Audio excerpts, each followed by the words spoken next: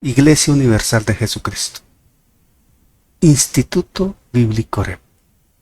En cumplimiento y desarrollando la misión de Dios, en el nombre de Jesucristo, te invitamos a dejar obrar al Espíritu Santo en el precioso terreno de tu corazón mediante la siguiente enseñanza para alabanza y gloria de su nombre.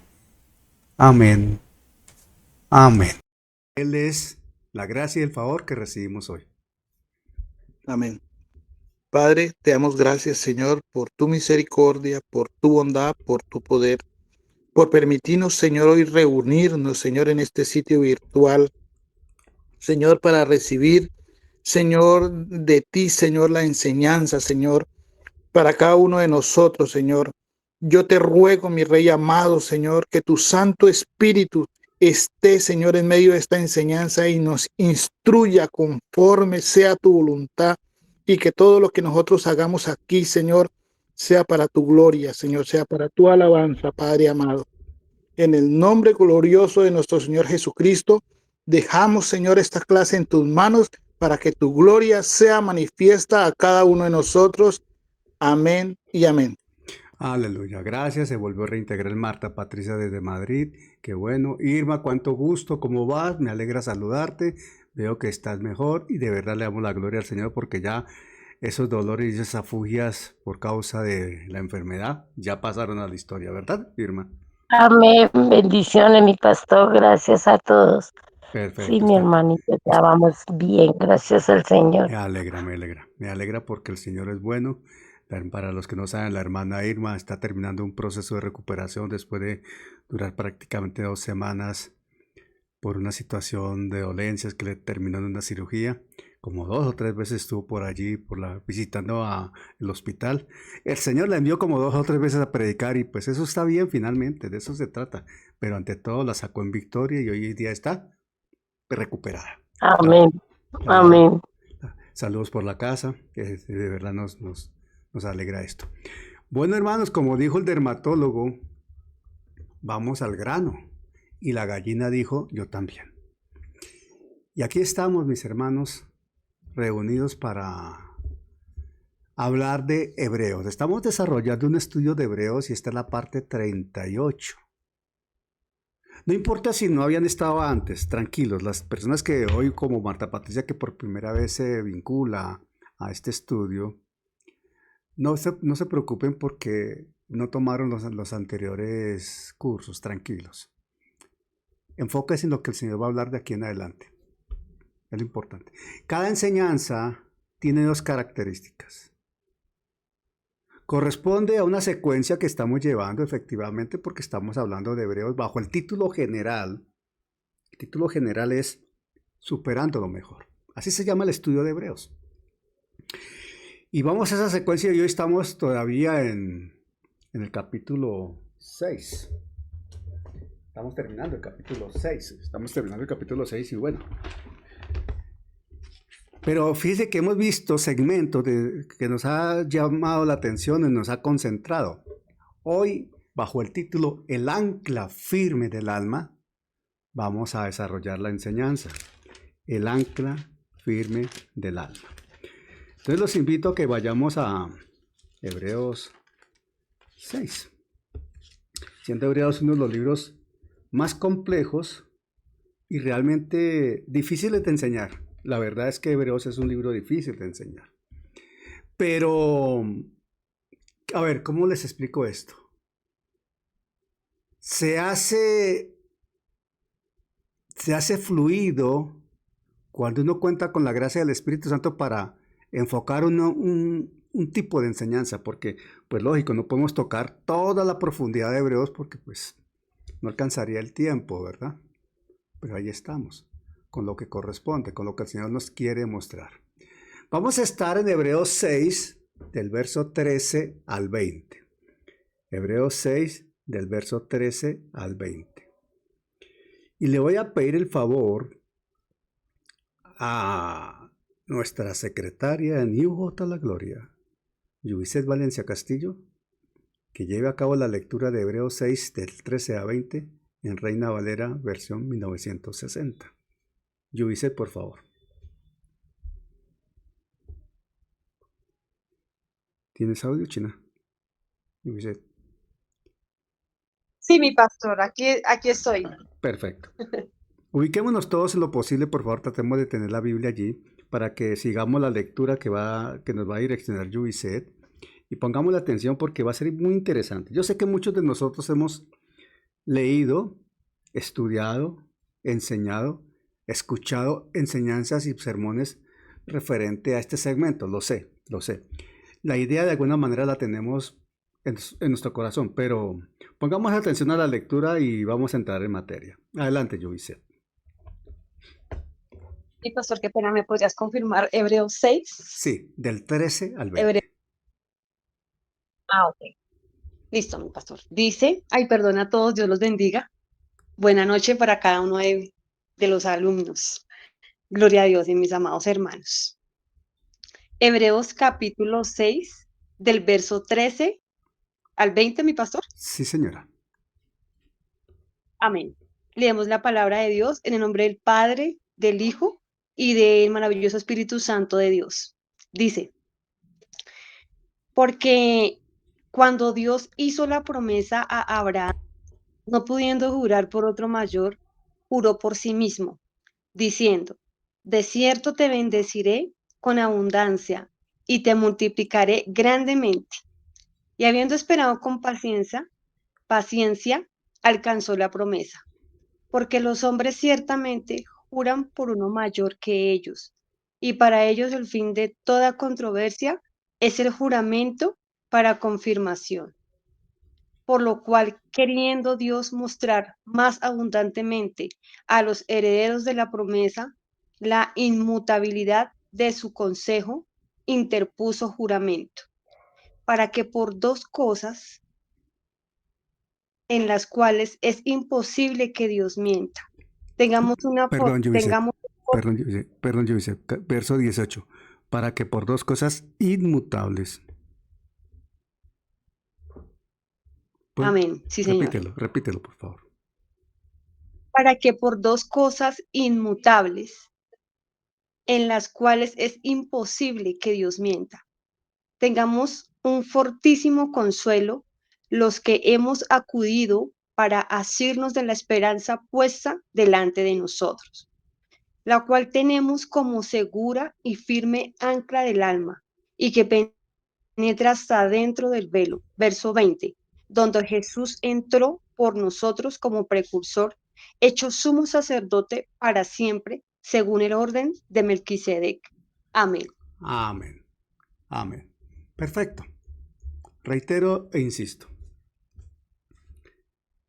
Hemos escuchado de estos asuntos, los hemos estudiado, los hemos predicado seguramente.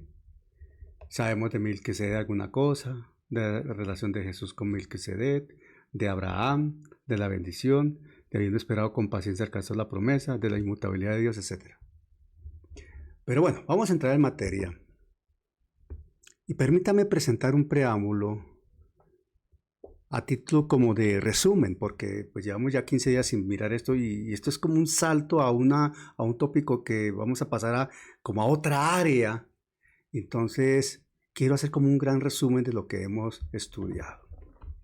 Empecemos por decir, mis hermanos, empecemos por decir que la epístola a los hebreos constituye uno de los tratados teológicos más profundos y complejos del Nuevo Testamento, del canon del Nuevo Testamento.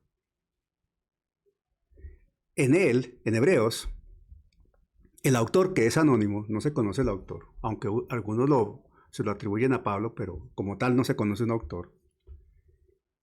En él se ofrece una exposición cristocéntrica. Y con esa posición cristocéntrica y esa exposición cristocéntrica, se eleva la figura de Jesucristo por encima de todas las instituciones. Esto es muy interesante. Se pone a Jesucristo por encima de todas las instituciones, mediaciones y pactos de la antigua dispensación levítica. Desde la antigüedad uno reseña toda la historia o no mira la reseña histórica y Cristo está por encima. Acá en el pasaje que nos ocupa esta noche, Hebreos 6, de 13 al 20, es la culminación, es un cierre de un segmento o una sección de la epístola de advertencia, porque hay una advertencia solemne allí en 6 del 4 en adelante. Y a su vez, como es una culminación y se vuelve como una transición también hacia la revelación del sacerdocio, y un sacerdocio superior, porque está hablando del orden de Melquisedec. Por ello, en esta circunstancia, el lema que usamos, superando lo mejor,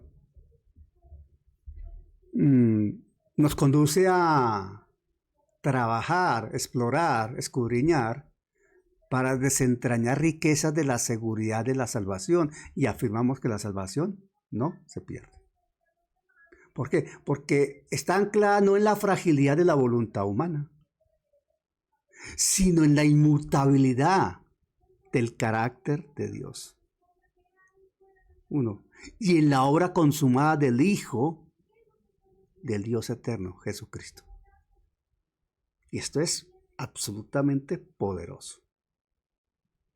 Esto me conduce a considerar y ver necesario, y de hecho podríamos decir que es imperativo realizar un recorrido sintético por esos fundamentos que el autor sagrado establece, porque es que está claro desde el inicio de la epístola.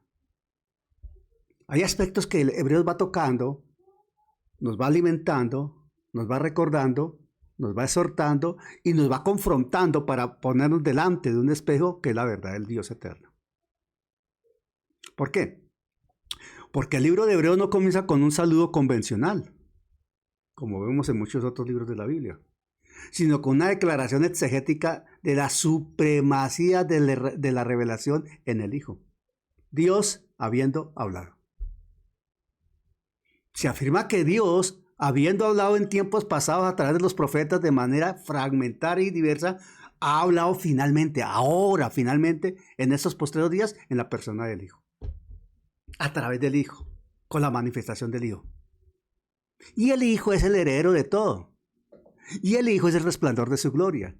Y el Hijo es el creador de todo. Entonces se presenta la cristología de esa preexistencia y la soberanía que establece a Cristo superior a los ángeles, a lo creado. No solo por su nombre, sino por su esencia misma como Dios, porque Jesucristo es Dios. Esto es increíble, poderosísimo. Y Hebreos mismo nos dice que los ángeles son espíritus servidores enviados para ministrar a los herederos de la salvación.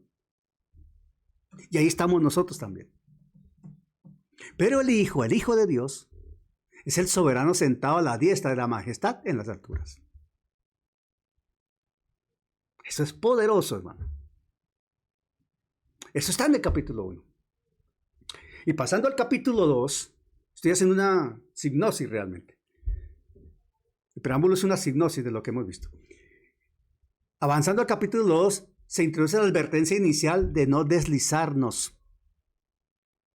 No deslizarse. Y allí se subraya que si la palabra dicha por los ángeles fue firme, la palabra dicha por los ángeles fue firme, ¿cuánto más la salvación anunciada por el Señor? Y cuando habla de salvación anunciada, está hablando del mensaje de salvación, del evangelio mismo. En este capítulo 2 se está presentando la humanidad perfecta de Cristo, quien por un poco de tiempo fue hecho menor que los ángeles para padecer la muerte por todos, convirtiéndose así en el líder indiscutible de ¿qué? De la salvación. Por él y de él depende. Es cuando aparece lo que se conoce teológicamente como la unión hipostática, que son las dos naturalezas de una misma persona, sin mezclarse, pero manteniendo la esencia de las dos naturalezas, permitiendo que Cristo actúe como un sumo sacerdote misericordioso y fiel, y como un hombre recto, íntegro y de ejemplo. Como hijo de Dios, como Dios mismo. Seguimos caminando y vamos al capítulo 3. Y allí ya aparece Moisés, en esencia. En esa escena aparece Moisés, como una persona insigne y representativa para los hebreos, porque recuerden que Hebreos le está hablando a Hebreos. Entonces toca a Moisés. Y señala que mientras este hombre, Moisés, fue fiel como siervo en la casa, y atención a esto, mientras este hombre fue fiel, siervo como siervo en la casa, Cristo lo es como hijo sobre su propia casa, o sea, el dueño de la casa. Es una condición extraordinaria. Y de paso y de ñapa recordemos que estamos en Cristo. Entonces habla de superioridad, y una superioridad que conduce a una advertencia contra el endurecimiento del corazón. Y allí se recuerda que el Israel del desierto no pudo entrar en el reposo de Dios debido a ¿qué? A la incredulidad. Consecuencias de la incredulidad, no entrar en el reposo de Dios. Consecuencias hoy de la incredulidad, que es rechazar el mensaje del Evangelio, es no ser salvo y por tanto no estar en el reposo de la eterna salvación. Desde el capítulo 3 hacemos un tránsito muy interesante a los capítulos 4 y 5.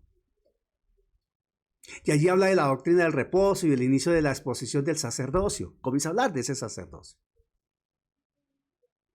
Y mire, ese reposo de Dios no se queda solamente en la conquista de Canaán, del pueblo hebreo liderados por Josué, sino que eso que se plasmó en la antigüedad con la conquista de Canaán, se proyecta espiritualmente hoy y permanece como una promesa para el pueblo de Dios. Un reposo sabático para ellos que se alcanza por la fe en Cristo. Un reposo en la gracia y el favor divino.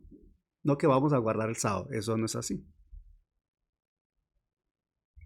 En otras palabras, en esos capítulos 4 y 5, al introducir el sacerdocio, el autor de Hebreos presenta a Jesús como aquel que penetró los cielos, subió hasta los cielos, invitando a los creyentes, a todos nosotros, a acercarse confiadamente al trono de la gracia. Y cobra vigor 4:16 de Hebreos.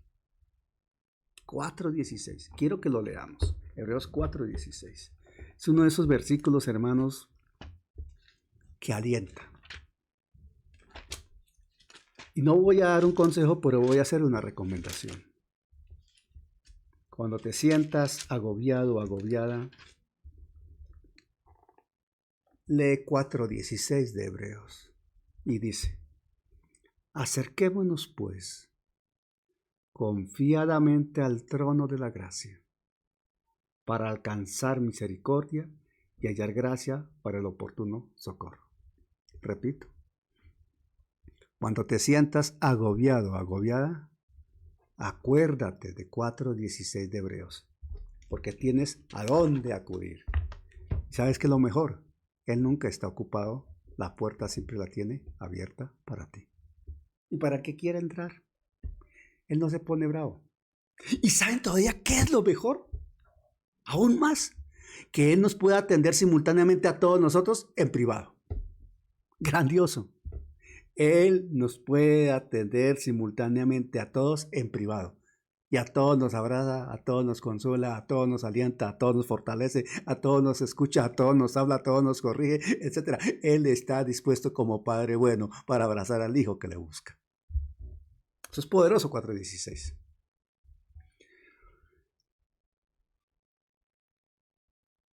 Y podemos entrar confiadamente al trono de la gracia. Pero estamos avanzando y curiosamente, el autor, al llegar al nivel del segmento del versículo 11 del capítulo 5, allá 5:11 de Hebreos, el autor viene hablando sobre, está haciendo una exposición sobre Melquisedec y de pronto se detiene y hace un alto para reprender la inmadurez espiritual de los que le están escuchando y de paso de todos nosotros. Y señala que ese grupo de escucha, ese pueblo que le escucha, ese público que le escucha, esa audiencia que recibe ese mensaje, se han vuelto tardos para oír. Como tal vez nos puede pasar a muchos de nosotros, nos volvemos tardos para oír.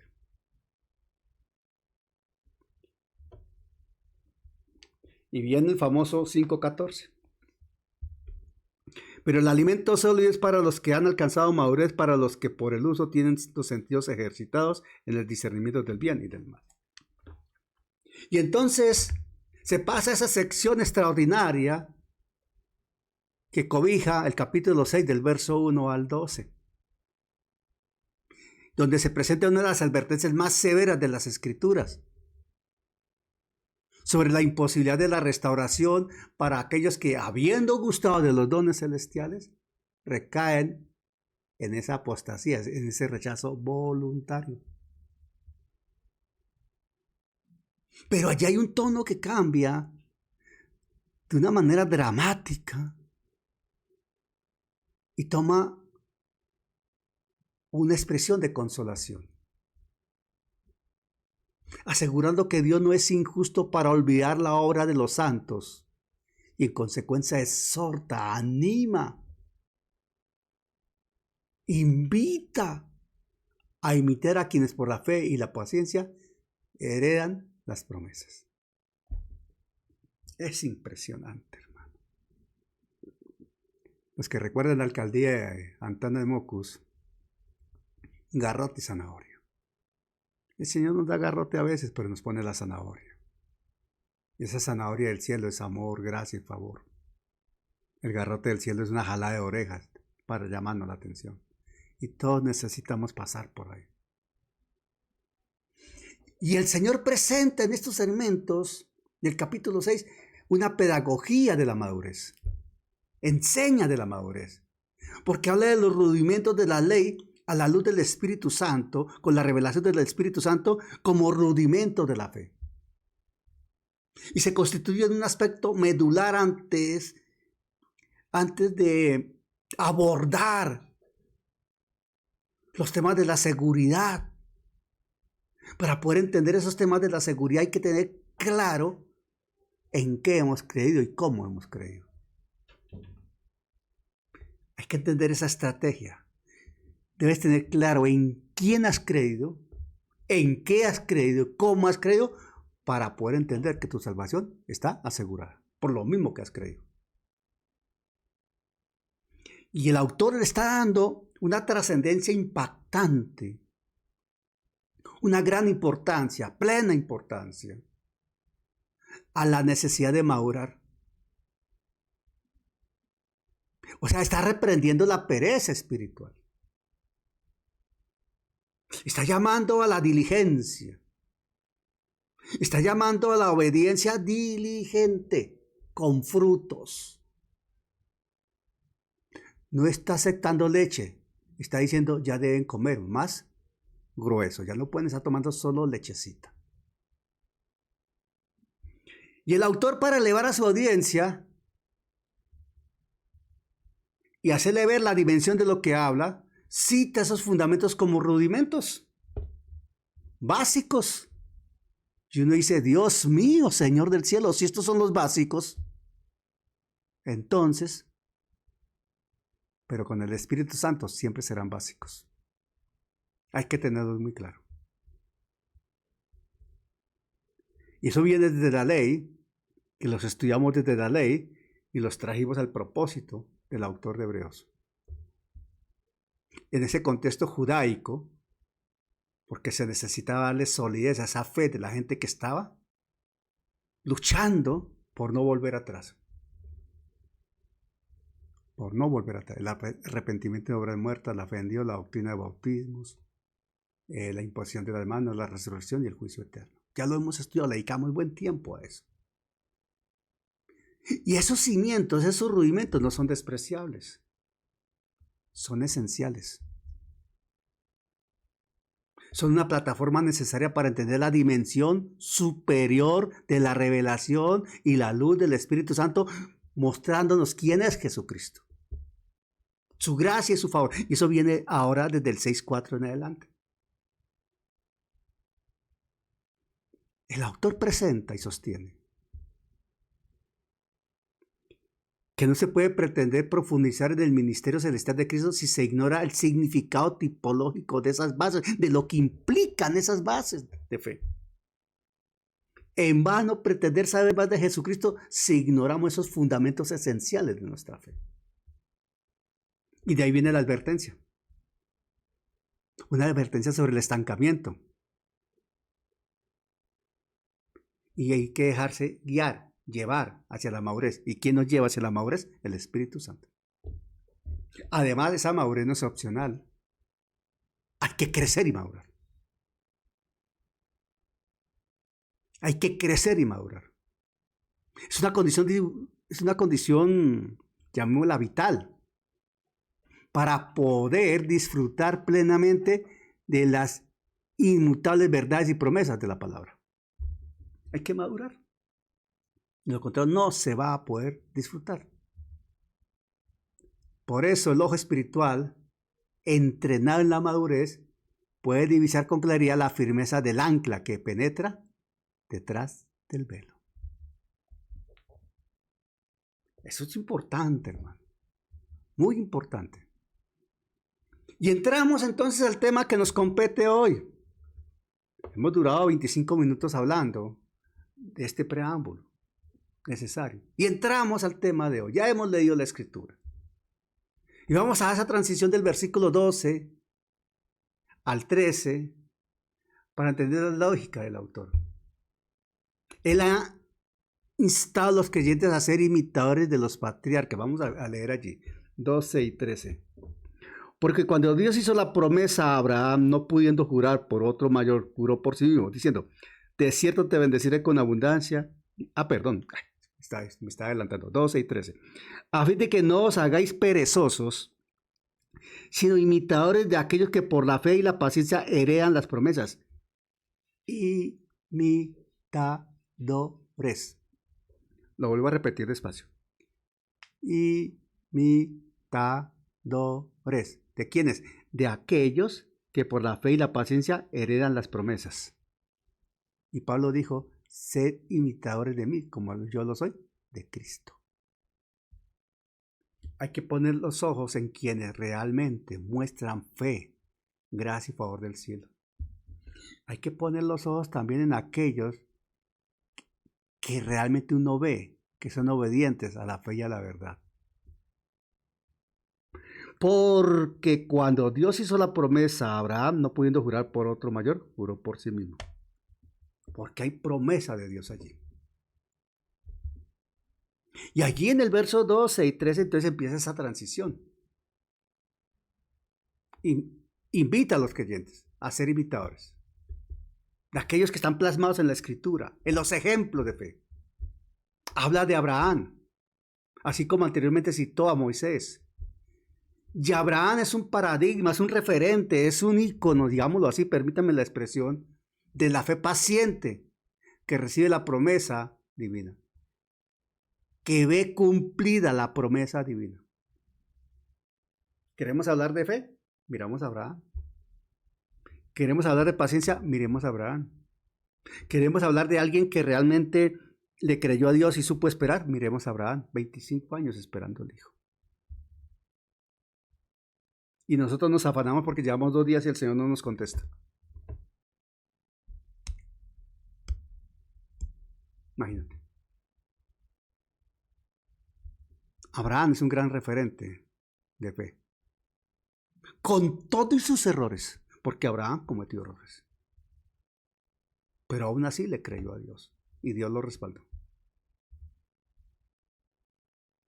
Y aquí, cuando hablamos ya en adelante del 12 y avanzamos hasta el 20, ya comenzamos a introducirnos. No es un ejemplo histórico. Abraham no es un ejemplo histórico. Aquí podríamos hablar de una validación jurídica de la esperanza cristiana. Ese hombre tuvo esperanza sobre esperanza. Hay una verdad sobre esa superioridad cristológica evidente. Pero hay una advertencia pastoral que se construye y se va construyendo en la seguridad inamovible de los versículos 13 al 20. Jesucristo está en control. Las inescrutables riquezas de Cristo hacia el propósito eterno de Dios con su creación. Jesucristo está en control. Veámoslo así. El primer aspecto que encontramos acá, ya concentrándonos, Es la promesa y el juramento a Abraham. Eso está claramente establecido en el verso 13. Ya entramos a desarrollar el tema del 13 al 20. La promesa y el juramento a Abraham, verso 13.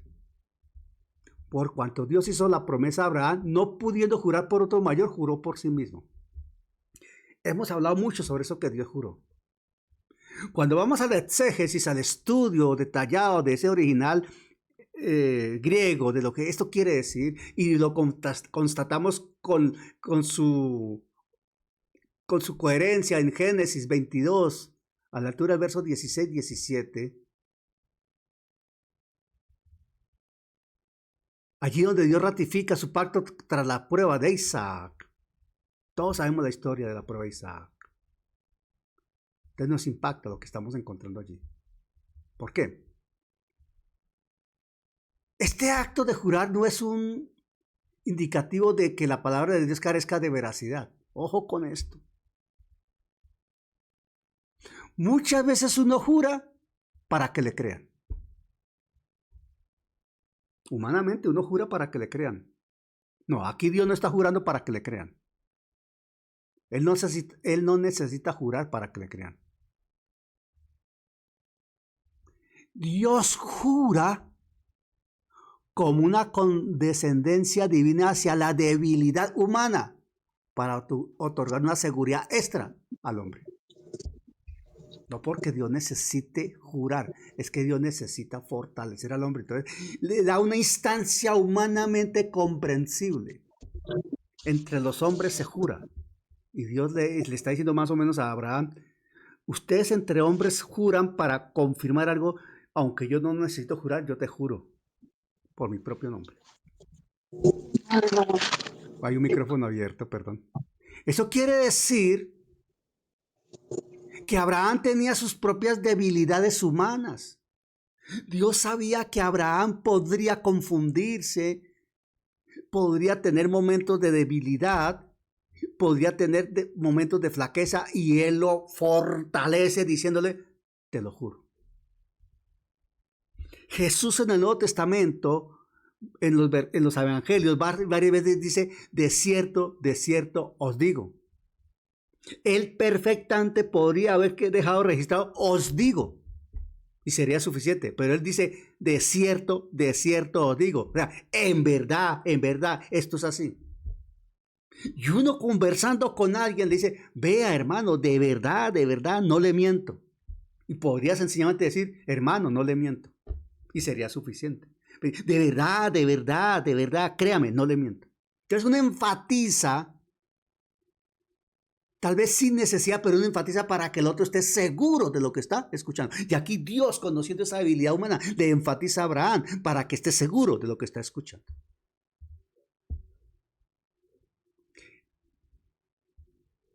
Ese término promesa,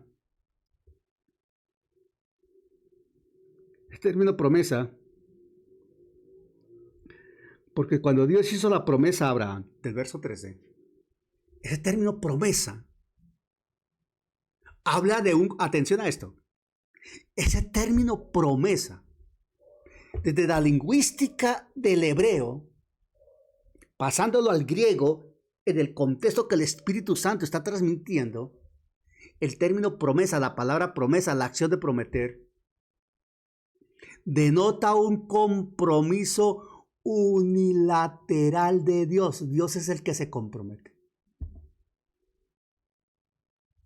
Dios es quien se compromete.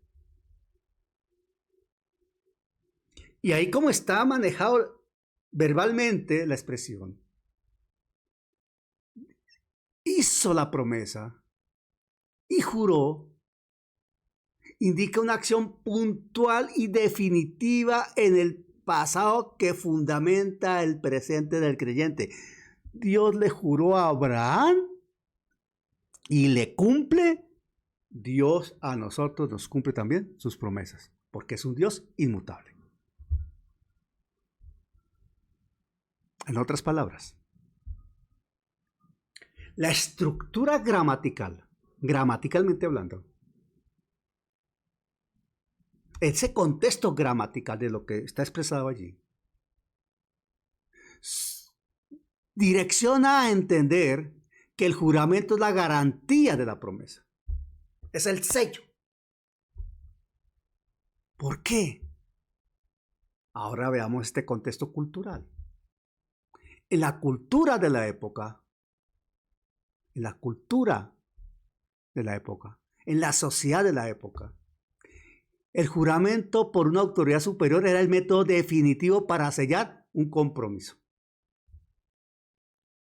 Ahora, entre personas, ¿cierto? Pero al ser Dios el ser supremo, no existiendo nadie por encima de su soberanía, Él se convierte en su propio aval por Él mismo. Él jura por él mismo. Miren la dimensión de lo que Dios le entrega a Abraham. No pudiendo jurar por alguien más grande, juró por él mismo. Pero juró para que Abraham se fortaleciera. ¿Saben qué pasa aquí? Este es un momento crucial en la historia de la redención. ¿Por qué? Porque allí es donde el Dios inmutable empeña su propia deidad para asegurar el cumplimiento del plan salvífico. Y Dios se comprometió en tanta dimensión, porque Él es un Dios que no miente. ¿Quién dice amén? Si alguien está creyendo y entendiendo, hermano, ponga allí un amén, algo, porque esto es glorioso, hermano. Esto es glorioso. Y eso nos toca a nosotros también, porque es con nosotros, hermano. Es con nosotros también. Esa palabra es para nosotros. Dios nos prometió, Dios nos cumple. Es con nosotros también. Estamos hablando del verso 13. Ahora, ahí en el verso 13 estábamos hablando de la promesa y del juramento a Abraham. Ahora mire, la bendición multiplicada y la paciencia, que está registrada en el verso 14 y 15. La bendición multiplicada y la paciencia, ahí está en el verso 14 y 15. Así como el versículo 14 cita la esencia del juramento. De cierto te bendeciré con abundancia y te multiplicaré grandemente. Porque cuando Dios hizo la promesa a Abraham, no pudiendo jurar por otro mayor, juró por sí mismo, diciendo, de cierto te bendeciré con abundancia y te multiplicaré grandemente. Verso 14 y 15. Y habiendo esperado con paciencia, alcanzó la promesa. Uno de los versos que a mí más me impacta es ese 15. Y habiendo esperado con paciencia, alcanzó la promesa. Esto, hermano, esto tiene unos alcances increíblemente poderosos. Increíblemente poderosos. El griego es muy rico en recursos lingüísticos. Lo mismo el hebreo. Esto es lo que está transmitiendo, ese juego de palabras, lo que está transmitiendo es una certeza absoluta. Atención. Está transmitiendo una certeza absoluta. Una total plenitud. Y esto realmente sobrepasa la comprensión del intelecto humano. ¿Por qué? Porque no está hablando solo de una bendición de orden material. No. Para Abraham no solo le está hablando de una bendición material, no. Incluye la simiente mesiánica, la simiente, el Hijo, la simiente a través de la cual todas las naciones serían benditas, todos nosotros seríamos salvos. Mire la dimensión de lo que Dios le está diciendo a Abraham ahí, nos corresponde a nosotros. Porque somos consecuencia de ello, estamos beneficiados por ello, porque Dios también pensó en nosotros cuando le estaba haciendo semejante promesa a Abraham y ese juramento.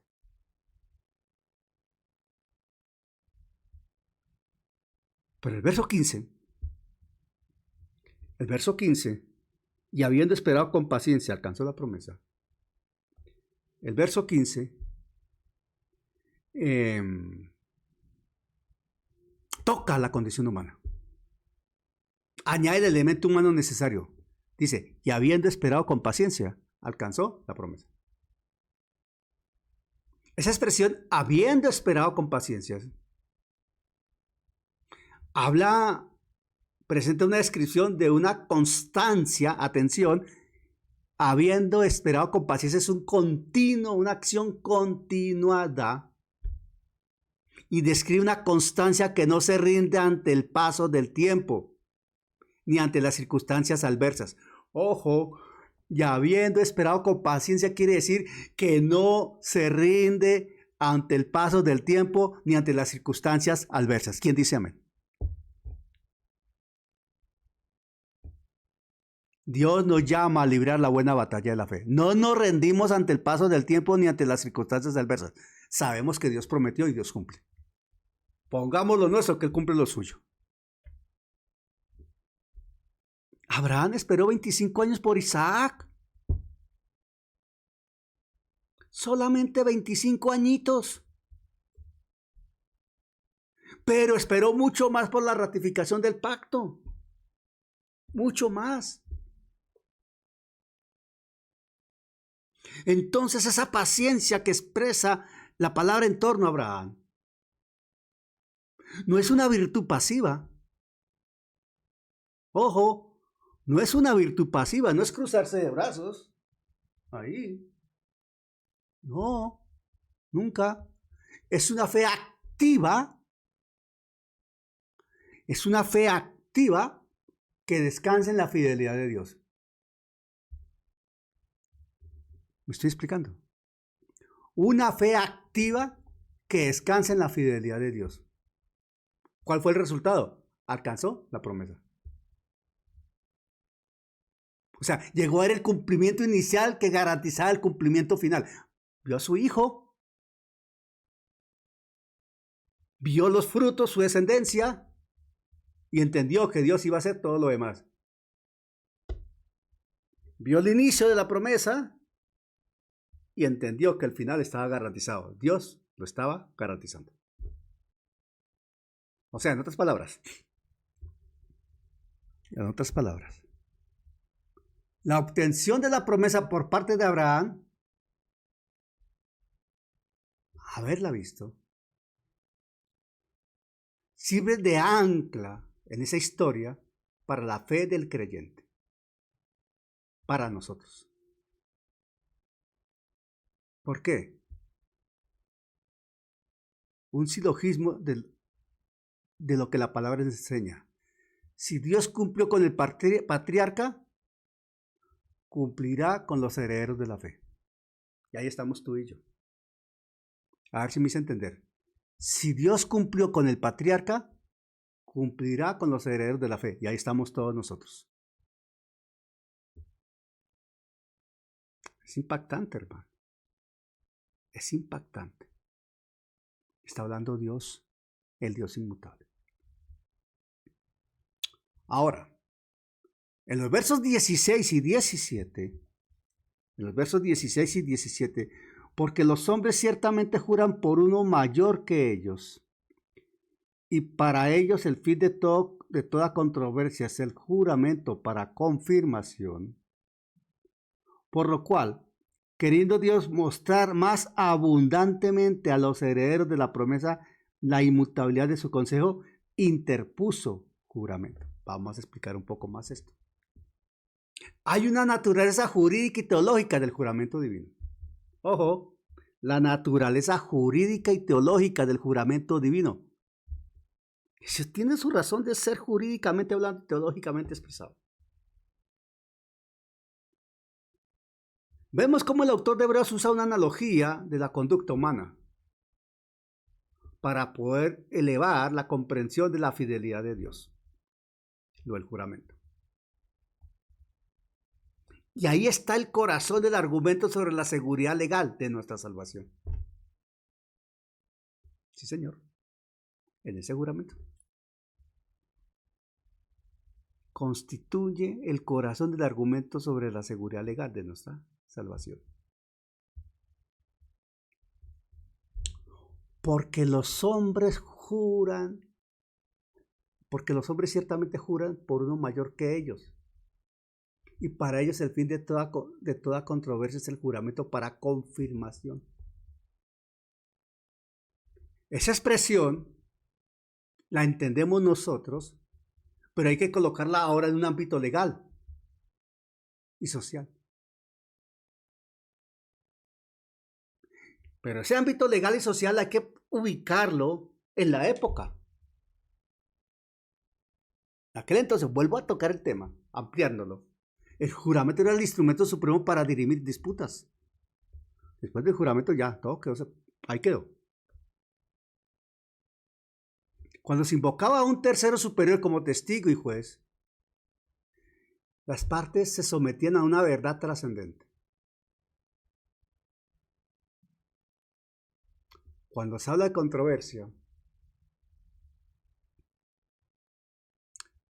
se entiende que hay una duda, hay una diferencia, una disputa legal. Y el juramento actuaba como el sello final que ponía final, justamente, que daba por terminado toda incertidumbre, toda duda, toda controversia. Sin alegatos posteriores, sin poder apelar. Asunto concluido, cosa juzgada. Ahora, esa situación social, cultural,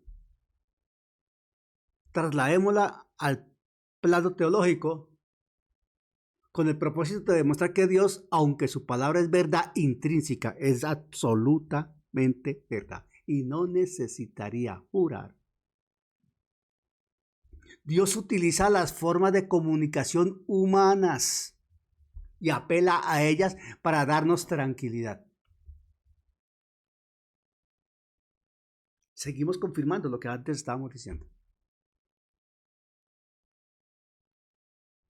Dios no está sujeto a leyes externas, a leyes humanas, pero usa las normas y leyes humanas para explicar sus principios y sus propósitos. Y por eso plantea el juramento, para que comprendamos. Quiere decir, si Dios juró, definitivamente Dios cumple. Porque Él no necesitaba jurar y aún así lo hizo.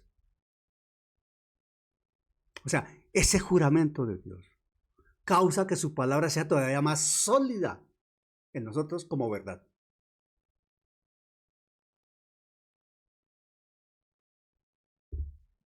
Como verdad. Es como si esa verdad se incrementara. Porque Dios es perfecto e inmutable. Y nuestra percepción, nuestro entendimiento de esa verdad se hace más firme. Eso en el verso 16. Y en el verso 17 está la inmutabilidad. ¿Cuál es el propósito de la inmutabilidad? Todos entendemos que inmutabilidad quiere decir no cambia. Pero dice la Escritura, por lo cual, mire entonces cómo ese por lo cual enlaza el verso 16. Porque los hombres ciertamente juran por uno mayor que ellos, y para ellos el fin de toda controversia es el juramento para confirmación. Ok, por lo cual, miren ese por lo cual hace una aclaración. Ese verso 17 va a ser una aclaración a lo que expresa el 16. Por lo cual, queriendo Dios mostrar más abundantemente, ojo, queriendo Dios mostrar más abundantemente a los herederos de la promesa la inmutabilidad de su consejo, interpuso juramento. Mire el propósito de Dios. Él lo que quería era mostrar y evidenciar que Él definitivamente es Dios y cumple. El término inmutabilidad es un atributo incomunicable de Dios. La inmutabilidad es un atributo incomunicable de Dios. Eso indica, esa inmutabilidad nos indica que el consejo, la palabra, el propósito de Dios no está sujeto a cambios. La palabra, el consejo, la esencia de Dios no está sujeta a arrepentimientos o alteraciones por causas externas a Dios o internas a Él mismo. No, es el mismo. Dios no es más experimentado porque pasan más años. Dios no es menos experimentado porque pasan menos años. Dios no perfecciona su manera de ser o su esencia porque lleva muchos años como Dios. No, Dios es el mismo ayer, hoy y siempre. Ese 13:8 del mismo Hebreos. Jesucristo es el mismo ayer, hoy y siempre. Jesucristo es el mismo ayer y hoy y por los siglos. Y al decir Jesucristo es el mismo ayer y hoy y por los siglos, está diciendo Dios es el mismo ayer y hoy y por los siglos, de eternidad a eternidad. Por eso es inmutable, no cambia. Dios no ama más mañana que hoy, ni amó más ayer que hoy. Dios ama. Dios no es más santo ayer que hoy, o más va a ser más santo mañana que hoy. Dios es santo, santo, santo. Dios no es más poderoso dentro de 6 meses que hoy. No, Dios es todopoderoso. Se acabó. Esa es la inmutabilidad de Dios. Dios no te mira con ternura hace 25 años y te va a mirar con más ternura dentro de 50. No, Dios te mira con ternura desde antes de la fundación del mundo. Es un atributo incomunicable de Dios y es reconfortante. Reitero, porque ese consejo, ese propósito de Dios no está sujeto a cambios, arrepentimientos o alteraciones. ¿Sabe qué pasa? Esa inmutabilidad que cita el verso 17 es la constancia del carácter y la voluntad de Dios en todas las edades. ¿Me están entendiendo? Si me están entendiendo, colóquenme una manita, un chulito, alguna cosa, si no quedo aquí como perdido. Esa inmutabilidad es la constancia del carácter y la voluntad de Dios en todas las edades, en todos los tiempos. Dios tiene el mismo carácter y expresa su misma voluntad en todo momento y en todo lugar.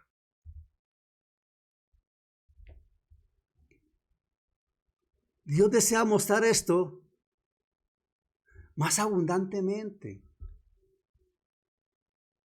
pero en razón de su gracia. Dios entiende nuestra debilidad humana. Dios entiende nuestra debilidad humana y nuestra tendencia a dudar, a flaquear. Él sabía que en su momento con Abraham y aún hoy con nosotros, habría momentos en que su palabra iba a tener cierta inquietud en nosotros con un interrogante de ¿será o no será? Entonces él lo que hizo fue rodearla de una garantía jurídica absoluta. Por eso él interpuso y quiere decir que él es el mediador. Cuando dice interpuso, quiere decir que él lo garantiza. O sea, Dios actúa como mediador entre su propia promesa y el cumplimiento de la misma. Él lo garantiza. De ahí el nuevo pacto y el garante de Jesucristo.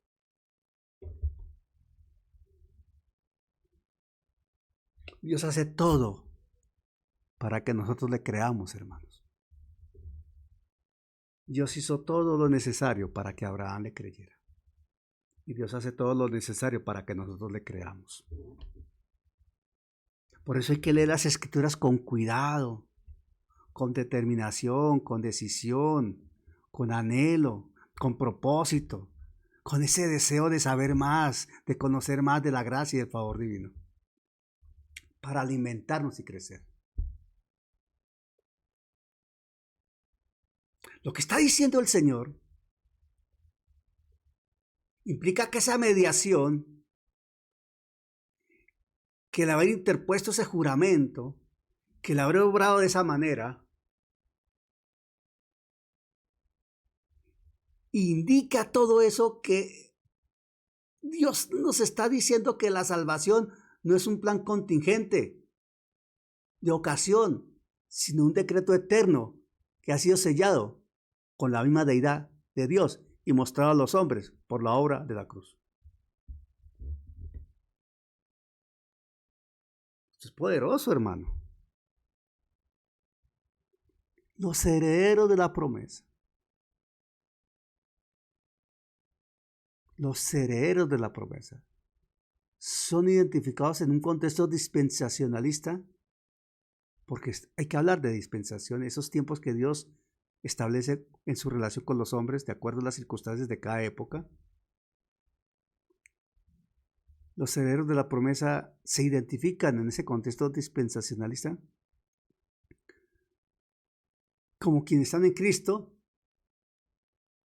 participando de las bendiciones espirituales del pacto abrahámico. Nosotros estamos en Cristo participando de esas bendiciones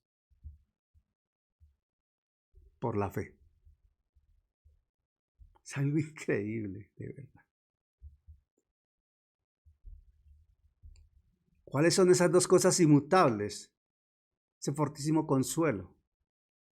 Verso 18. Para que por dos cosas inmutables, dice acá, para que por dos cosas inmutables en las cuales es imposible, ojo con ese imposible, para que por dos cosas inmutables en las cuales es imposible que Dios mienta, tengamos un fortísimo consuelo. Los que, ojo con eso, los que hemos acudido para asirnos, cogernos, aferrarnos, asirnos de la esperanza puesta delante de nosotros. Esa palabra que se nos declaró, ese evangelio que se nos declaró, esa puerta que se nos abrió, ahí estamos nosotros. Porque sabemos que Dios nos garantiza que de allá no nos salimos. Entonces el verso 18 es una síntesis magistral por cuenta del Espíritu Santo de la seguridad del creyente, hermano.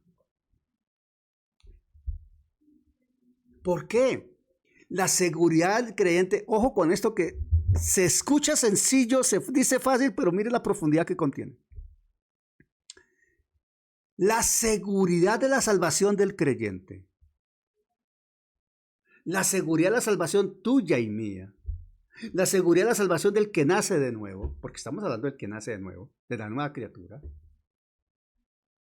se fundamenta en la imposibilidad moral de una mentira divina. Ojo, lo repito. La seguridad del creyente en su salvación se fundamenta en la imposibilidad moral de la mentira divina. ¿Qué quiere decir esto? Si Dios pudiese mentir, la salvación tendría dudas. Pero como Dios no miente y Dios es garante de la salvación está segura. Creo que me estoy haciendo entender. Por eso hay un fundamento de la veracidad divina. Dios lo dice, y si Dios lo dice, Dios lo dice. Hay un fundamento de la veracidad divina. ¿Por qué dice allí? Para que por dos cosas inmutables en las cuales es imposible que Dios mienta. Es imposible que Dios mienta. Entonces alguien dice, pero todo es posible para Dios. Atención. Alguien dice, pastor, hermano, pero la escritura dice que todo es posible para Dios. Sí, pero Dios en su santidad y su perfección no puede mentir. Porque entonces no sería Dios. Estoy explicando. Esas dos cosas imposibles, porque por dos cosas inmutables, en las cuales es imposible que Dios mienta, nosotros tengamos un fortísimo consuelo los que hemos acudido para asirnos de la esperanza que se nos presenta. El consenso, la directriz nos permite entender estas dos cosas inmutables como la promesa de Dios y el juramento de Dios. Porque Dios promete y jura. La promesa de Dios y el juramento de Dios. La promesa de Dios y el juramento de Dios son dos cosas son dos realidades que no pueden fallar. La promesa de Dios y el juramento de Dios son realidades que no pueden fallar porque emanan del carácter de aquel para quien es imposible mentir. La verdad divina vienen de Dios mismo, de su esencia, su naturaleza. Él es el garante. Él es el garante. esa imposibilidad de que Dios mienta no es una limitación del poder de Dios. Entonces, no, Dios no es todopoderoso porque si él quisiera mentir, mentiría. No lo tome por ahí, hermano, porque entonces no hemos entendido nada, hermano. Nos toca volver a hacer toda una doctrina para poder sacar esa situación. No es una limitación del poder divino, sino una expresión de su perfección moral y su absoluta santidad. Es la esencia misma de Dios, porque la verdad es la esencia misma de Dios.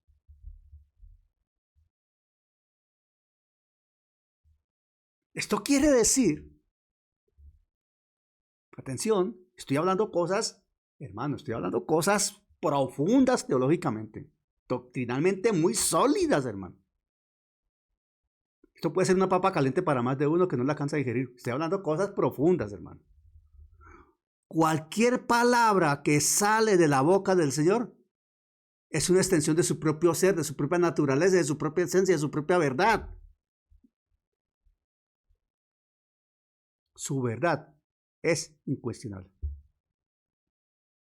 Cualquier palabra que salga de él es extender su propio ser, su esencia. Y por eso viene un fortísimo consuelo. Un fortísimo consuelo. Es una fuerza masiva. Es una potencia que puede sostener el peso de toda la ansiedad nuestra. Dios lo juró, Dios lo prometió, Dios lo dice, Dios es Dios y Dios sabe mi necesidad, pero Dios me promete que me sostiene y Él me sostiene. Dios me dijo que soy salvo y soy salvo porque Dios no miente y yo en Cristo estoy seguro y de aquí nadie me va a sacar porque voy para el cielo. Yo sé que voy para el cielo y el Señor es mi ayudador, Él es mi torre fuerte.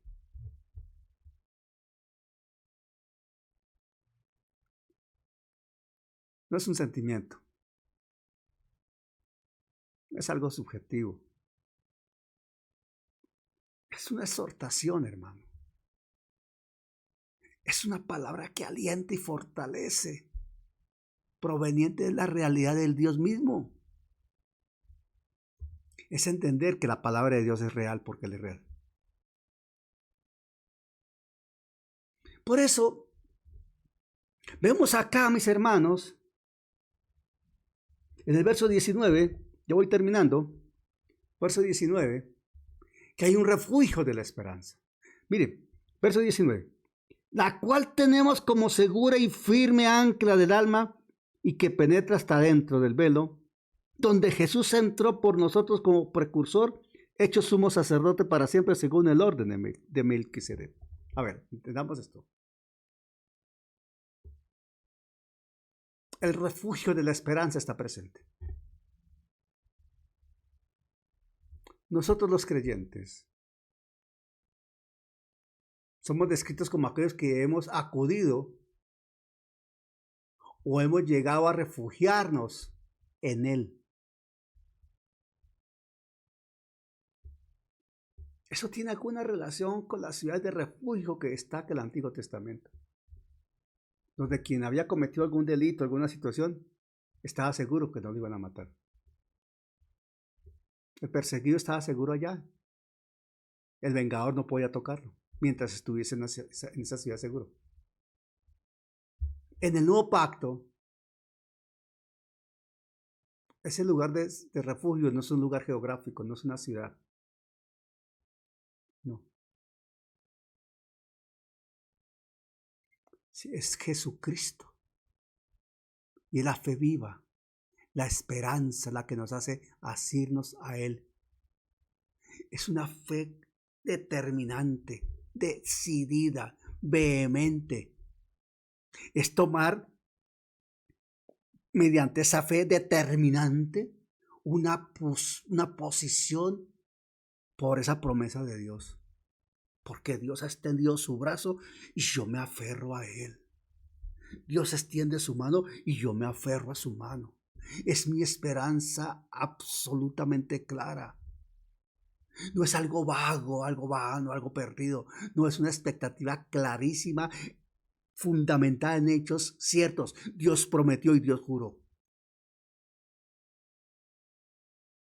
Jesús fue a la cruz, murió, bajó a la tumba y resucitó. Dios le juró y le prometió a Abraham. Y nosotros sabemos que es verdad porque Jesús fue a la cruz, murió, fue sepultado y resucitó y ascendió a los cielos. Por eso el ancla del alma tiene un acceso al santuario celestial, porque nos asegura que estaremos allá. Eso es lo que dice el verso 19. Vuelvo a leerlo. La cual tenemos como segura y firme ancla del alma y que penetra hasta dentro del velo. El autor de Hebreos usa una metáfora increíble. El ancla del alma. Todos sabemos que es un ancla para un barco. Es la seguridad que el barco no se va a ir a la deriva para destrozarse. Un barco a la deriva termina estrellándose y se destroza. Un hombre a la deriva termina destrozado en el mundo. Dios no nos deja a la deriva, nos ha dado un ancla del alma. La que se salva es el alma. El ancla del alma. Hay un ancla, nuestra fe, nuestra certeza, nuestra convicción. Y esa ancla la asegura Jesucristo. Esa metáfora náutica es bien interesante. La cual tenemos como segura y firme ancla del alma. Y que penetra hasta dentro del velo. Ancla. En el mundo antiguo se conocía muy bien lo que es un ancla. Pues, allá la navegación era fundamentalmente necesaria porque pues, se movían cargas, pasajeros, etcétera, en naves. Y la gente sabía que si el barco tenía una buena ancla y había un momento difícil y el ancla caía y allá se aseguraba, estaban a salvo. Si la gente tenía dudas del ancla del barco, va a pasar algo. Miren, pero aquí hay algo impresionante. Atención, póngame atención, hermano. Esto que les voy a decir, hermano, es espectacular. Me faltan 5 minutos, tranquilo. 5 o 6 minutos, tranquilo. Pero entiéndame esto. En el mundo antiguo, escúcheme esto que es fundamental, hermano. En el mundo antiguo, en el mundo de la época que se escribió el libro de Hebreos, en la cultura del entonces y en nuestra cultura hoy todavía, en cualquier parte del mundo, se sabe una cosa. El ancla de un barco se lanza hacia abajo para sujetarse en el lecho del río o del fondo marino, ¿sí o no? Se lanza hacia abajo. El ancla del alma se lanza hacia arriba para sujetarse al cielo, al brazo del Dios de los cielos que se extiende para tomarla. O sea, que mientras el ancla del barco la asegura el lecho marino, mientras el ancla de la nave la asegura el lecho del río, el ancla del alma la asegura, porque se ha lanzado hacia arriba, la asegura la mano del Todopoderoso que la ha agarrado. ¿Quién dice amén, aleluya? Alguien que levante allá un aplauso, algo que glorifique al Dios de los cielos. Es algo impresionante, hermano. Lo que pasa es que el alma del creyente es como una embarcación en un mar tempestuoso. Hay vientos de doctrina errónea. Hay tormentas de persecución. Hay corrientes de dudas. Hay rocas alrededor que pueden destruirnos con mentiras, señalamientos y acusaciones. Pero el ancla de la esperanza cristiana la asegura el Dios de los cielos. Es segura. No se rompe bajo la presión de la prueba. Es firme. No se desliza ni se suelta de su lugar de fijación, que es la mano del Todopoderoso, el brazo de justicia. Es totalmente eficaz. La eficacia del ancla no depende de la fuerza del barco, sino de la solidez del terreno donde está anclada. Y aquí el ancla nuestra no depende de nosotros, sino del brazo del Dios eterno, del Todopoderoso, de su gracia, de su amor, de su poder. Por eso dice que dentro del velo, allá en el lugar santísimo, está allá, traspasó el velo celestial. Ese velo que separaba el lugar santísimo del lugar santo, en el tabernáculo mosaico. Ese velo se rasgó. Era una barrera entre el Dios santo santo y la pecaminosidad del hombre. Eso bajo la ley. Pero hoy,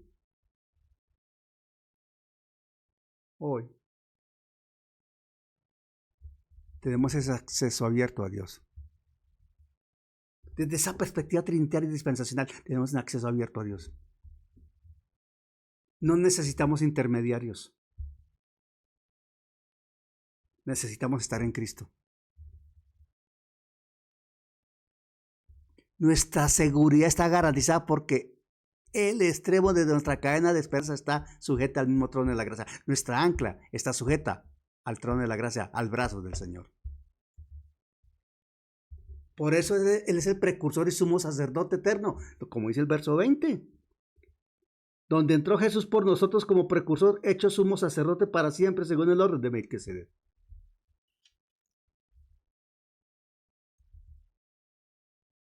Entró por nosotros. Su entrada no fue un acto privado, hermano, sino un acto representativo de la humanidad redimida. Y el Padre lo aceptó. Él abrió el camino,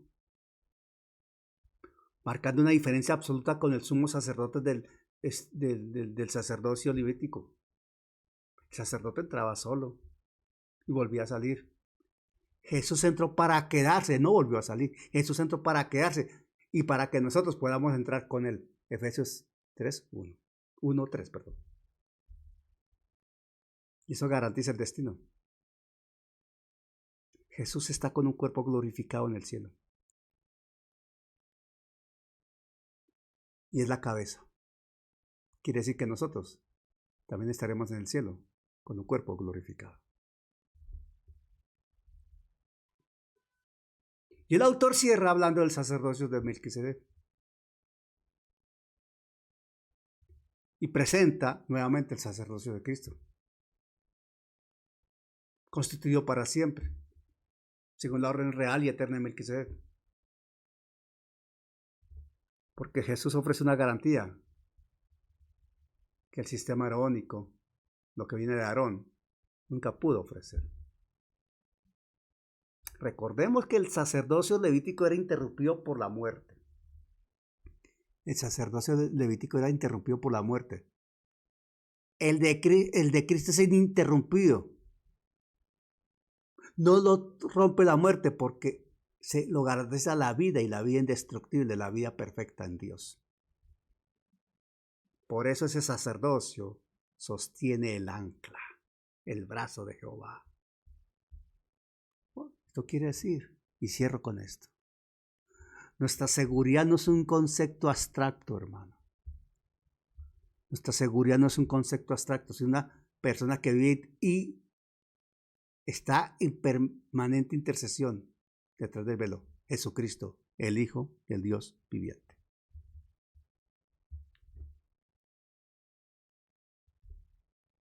Creo que estos son palabras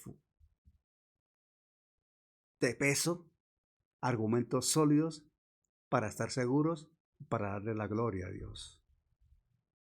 Para solo darle la gloria a Dios. Viviana, por favor, oramos entregando ese tiempo al Señor. Gracias, Viviana. ¿Tienes audio, Viviana? Aleluya. Entonces pidámosle favor a Giovanni. Ahora, hermano Giovanni, le entregamos el tiempo al Señor. Amén, mi pastor. Padre y Señor amado, en esta hora, Señor, te damos gracias, te alabamos, te bendecimos, te glorificamos. Gracias, Padre amado, por enriquecernos, Padre amado, con esta enseñanza tan grandiosa, Padre amado, por hacernos entender, Padre amado, que tu promesa es fiel y que tu palabra es verídica, Padre amado, que tú nunca fallas, Padre amado. Gracias, Señor, por esta palabra tan hermosa. Bendice la vida de mi pastor, el cual dispone siempre su vida, Padre amado, para darnos este alimento espiritual, Señor, este alimento que nos sirve para edificarnos y para sustentarnos a diario, Padre amado. Bendigo la vida de mis hermanos que se conectaron esta noche. de los que no se pudieron conectar, Padre amado, pero que tuvieron en su corazón esa intención de hacerlo. Y Padre amado, ponemos en tus manos esta noche, Señor, el descanso de cada uno de nosotros. Y sabemos, Padre amado, que tu palabra nos dice que en paz nos acostaremos y así mismo dormiremos, porque solo tú, Señor, nos haces vivir y dormir confiados. Gracias, Señor, por tan grandes riquezas que nos has dejado para nuestras vidas. Te damos las gracias en esta noche en el nombre de nuestro Señor Jesucristo. Amén y amén.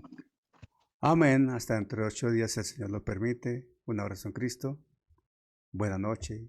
Y reposen bajo la gracia con la obra del Espíritu Santo en ustedes. Amén. Gloria a Dios. Amén. Gracias por dejarte moldear por la preciosa mano del Señor, por la obra del Espíritu Santo. Gracias por recibir la semilla viva en tu corazón. Te esperamos en una próxima ocasión. Que el Señor te bendiga en gran manera.